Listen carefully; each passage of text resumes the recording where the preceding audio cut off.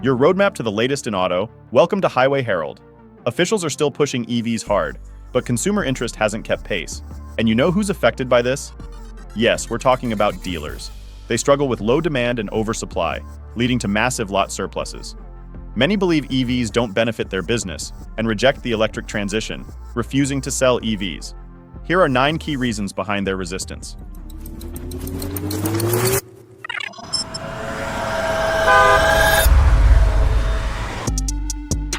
Reason number 9, the impact of state regulations. State regulations shape the EV market across the US, acting as both catalysts and roadblocks.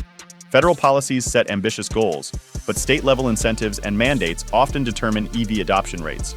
For example, California's strict emission standards and generous incentives boost EV sales, while states with fewer incentives like Wyoming with its 2035 EV phase-out resolution see slower adoption.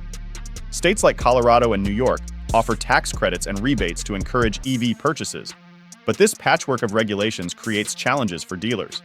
Supportive state policies drive sales, but inconsistency and local resistance can hinder progress, complicating the EV transition for dealers across different regions. Reason number 8, EVs sitting idle on dealer lots. Gone are the days of supply chain issues. Most EV manufacturers are now operating at full throttle. However, their production capacity often overshoots current demand, leading to an oversupply on dealer lots. The result? EVs are lingering longer on dealership lots compared to their internal combustion counterparts. Recent data shows that the average market supply for vehicles is about 76 days. Yet, EVs often sit for over 100 days to 139 days in March, and a still high 103 days in June. For instance, the Audi Q4 e-tron languishes with a market supply of 254 days, while traditional models like the Toyota RAV4 and Honda CR-V move off the lots in around 32 and 20 days, respectively. This stark contrast highlights the growing disconnect between EV production and consumer demand. Reason number 7, the diminishing customer base for EVs. The rapid growth in the EV segment that once showcased impressive year-over-year increases has now plateaued. Dealers are witnessing a slowdown in potential EV buyers as the initial wave of early adopters and affluent households have already made their purchases. Today's middle-class consumers, who are crucial for widespread EV adoption, find these vehicles too expensive and less practical for everyday use.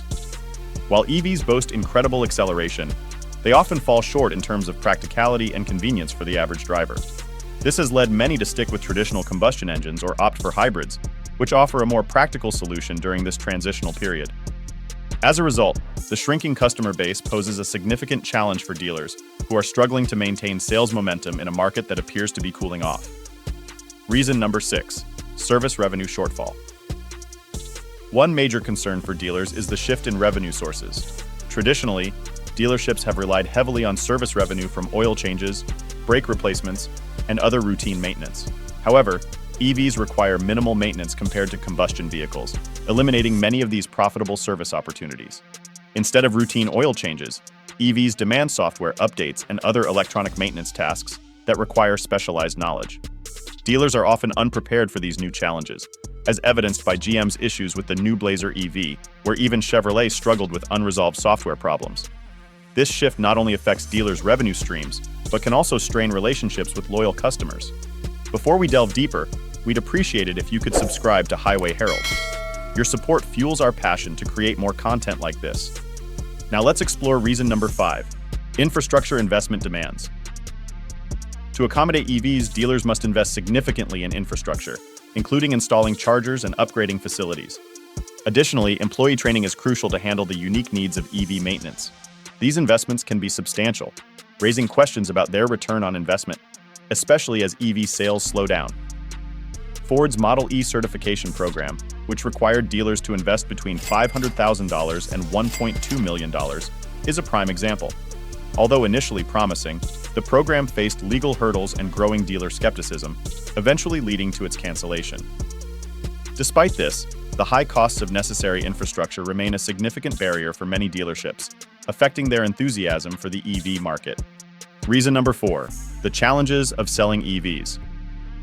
Selling electric vehicles is no walk in the park, and it's not just about a general lack of interest or slower than expected growth.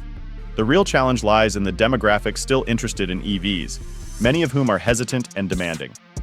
These potential buyers often require more convincing and education than those buying traditional vehicles. Sales staff face a more demanding process when dealing with EV customers. The effort to explain the benefits of EVs and familiarize buyers with this new technology can be exhaustive. What once took an hour to close a sale now stretches to 3 or 4 times that, making the process feel much more labor-intensive and less rewarding for both dealers and salespeople. The increased time and effort required to seal a deal often translate to a feeling of diminished returns on their commission. Reason number 3, regional discrepancies in EV sales. Federal strategies and incentives aimed at boosting EV sales have been rolled out, but their uniformity overlooks regional nuances. The effectiveness of these programs varies significantly depending on local conditions. For instance, the consumer attitudes towards EVs in California are vastly different from those in North Dakota. This disparity stems from various factors including infrastructure, economic conditions, and cultural preferences.